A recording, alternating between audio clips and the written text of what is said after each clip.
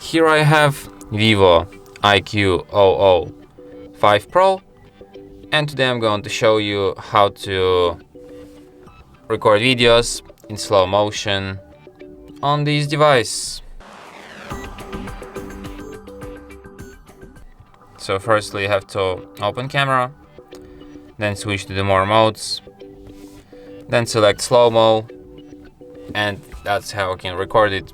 So let's record something in slow-mo. For example, I'm gonna roll this flower in slow-mo. So let's get it.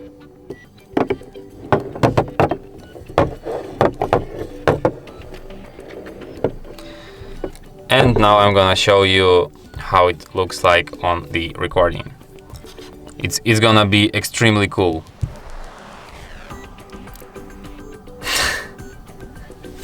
Just look at it. Wow! Unbelievable.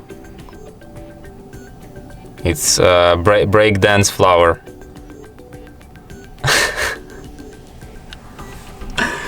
So yeah. And that's it. Thanks for watching. If you find this tutorial useful, don't forget to hit that like button and subscribe to our channel.